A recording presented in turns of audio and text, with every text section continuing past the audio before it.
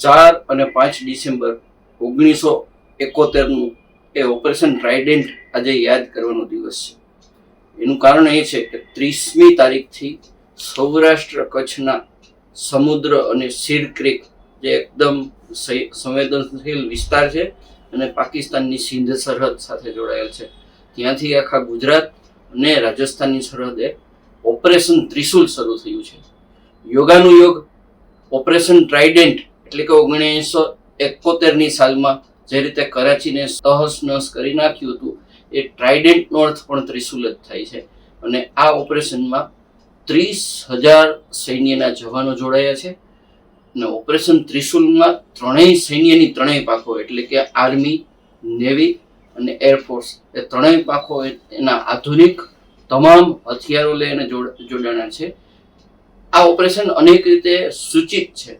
તમને યાદ હોય તો વિજયાદશમીના દિવસે કચ્છમાં સંરક્ષણ મંત્રી રાજનાથસિંહ આવેલા. રાજનાથસિંહે તેમની વાતચીતમાં કહ્યું હતું કે પાકિસ્તાન જો સરહદે કોઈ પણ જાતના ઉંબાડિયા કરશે તો પાકિસ્તાન તેની ભૂગોળ અને ઇતિહાસ ગુમાવી બેસશે, એટલે કે મિટાવી દેશું ભારત. આ સીધી જ ધમકી હતી અને પાકિસ્તાનના નામથી હતી. ત્યારથી થોડા દિવસો બાદ આપણા સૈન્યના વડા CDS અનિલ ચૌહાણે પંજાબની સરહદે સૈનિકો સાથે વાત કરતા એમ કહ્યું હતું કે તમને જો ઈશ્વર ચાહ્યું તો થોડા સમયમાં જ બીજું યુદ્ધ છે અને તમને બધાને લડવાનો મોકો મળશે, અને પાકિસ્તાન સાથે છે એમ પણ કહ્યું હતું. આ પૂર્વ ભૂમિકામાં ઓપરેશન ત્રિશુલ શરૂ થયું છે. એ 30 ઓક્ટોબરથી શરૂ થયું છે ને 10મી નવેમ્બર સુધી ચાલવાનું છે. આ ઓપરેશનના પગલે પાકિસ્તાન ફફડી ગયું છે. પાકિસ્તાને નોટામ જાહેર કર્યું છે. નોટામ એટલે કે નો એર મેન, મતલબ કે એમના જે એરિયા છે એમાં વિમાનો ઉડાડવાની એમણે એક જાતની કહ્યું તો પાબંદી લગાડી દીધી છે. અને પાકિસ્તાની સૈન્યના ત્રણેય સૈન્યના વડા છે એ સીધા જ સીર ક્રીક દોડી ગયા છે. મતલબ કે ચોમેરથી આ એક્સરસાઇઝથી એક પાકિસ્તાનમાં ફફડાટ વ્યાપી ગયો છે.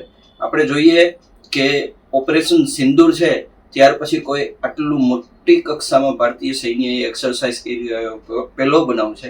ત્રણેય દળની વાત કરીએ તો પહેલા આર્મીની વાત કરીએ તો એમાં બેટલ ટેન્ક અને બાકીના તમામ આધુનિક હથિયારો સાથે સૈનિકો તૈનાત છે. બીજું, જે નેવીની વાત કરીએ તો નેવીની ફ્રિગેટ અને નેવીના આસામના જે નીલગિરી આખી એક ફોર્સ કહેવાય છે એ આ ઓપરેશનમાં તૈનાત છે. ત્રીજું, વાયુદળના રફાલ સહિતના અતિ આધુનિક સાધનો તમામ તૈયાર છે. અને ઓપરેશન સિંદૂરમાં ખૂબ જ ગાજેલા ઇલેક્ટ્રોનિક વોરફેર તરીકે જે જાણીતા થયા છે, ડ્રોન ને વેબ ને સુદર્શન ને SU-30 ને, એ તમામ બાબતો છે એ તમામ સાધન સજ્જ થઈ અને ત્રણેયનું સિનર્જાઇઝ કરવાનું છે. વિશ્વના યુદ્ધ નિષ્ણાતોએ કહ્યું છે કે ભારતની સીર ક્રીક સહિતની સરહદે આ જે એક્સરસાઇઝ છે એ અસામાન્ય છે. 40,000 ફૂટ ઊંચે આ એક્સરસાઇઝ છે હવામાં થઈ છે. અરેબિયન સીમાં 12,000 થી 14,000 કિલોમીટરનો દરિયામાં એક્સરસાઇઝ થઈ રહી છે. અને ખાસ કરીને જામનગર જ્યાં રિલાયન્સ રિફાઇનરી આવી છે, ઓખાથી માંડીને જે પાકિસ્તાને ભૂતકાળમાં આપણી ઉપર જે ઓખામાં એક વખત એટેક પણ કરેલો, એ દરિયામાં ફ્રિગેટ ગોઠવાઈ ગઈ છે. અને આખો માહોલ છે એ રિયલ ટાઈમ વોર જેવો ગોઠવવામાં આવ્યો છે. આ કારણે પાકિસ્તાન ફફડી ગયું છે. હવે આપણે વાત કરીએ તો ટ્રાઇડન્ટ ઓપરેશન અને ત્રિશુલ એક્સરસાઇઝ એ બે વચ્ચે શું ફરક છે એ ભવિષ્ય જ કહેશે. બાકી એટલું તો નિશ્ચિત છે કે 10મી નવેમ્બર સુધી પાકિસ્તાનની ઊંઘ હરામ થઈ જશે.